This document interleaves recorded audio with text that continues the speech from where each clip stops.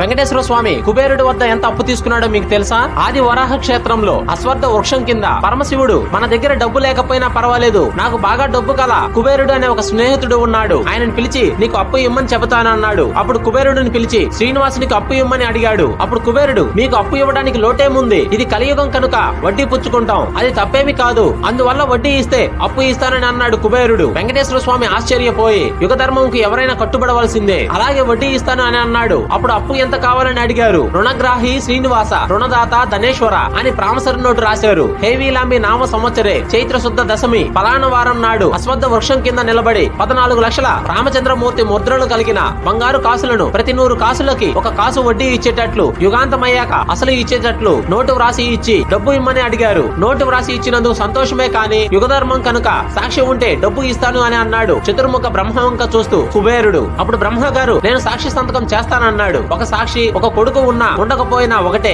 ఏమి అనుకోకుండా ఇంకొక సాక్షి సంతకం కావాలి అని అన్నాడు కుబేరుడు. వెంకటేశ్వర స్వామికి నమ్మకమైన స్నేహితుడైన పరమేశ్వరుడు వంక చూస్తే పరమశివుడు సాక్షి సంతకం పెట్టాడు. అప్పుడు కుబేరుడు ముగ్గురు సంతకం పెడితే ఎంత బాగుండునో అని చాలా బలంగా అన్నాడు. మూడోవారు ఎవరా అని తల పైకెత్తి చూస్తే అశ్వత్థ వృక్షం కనపడింది. నేను పెడతాను మహాప్రభు అని వృక్షం కూడా సంతకం పెట్టింది. ముగ్గురు సాక్షి సంతకాలు పెట్టాక అప్పిచ్చాడు కుబేరుడు. ఫ్రెండ్స్, ఈ వీడియో మీకు నచ్చితే ఓం నమో వెంకటేశాయ అని కామెంట్ చేయండి. Download ShareChat.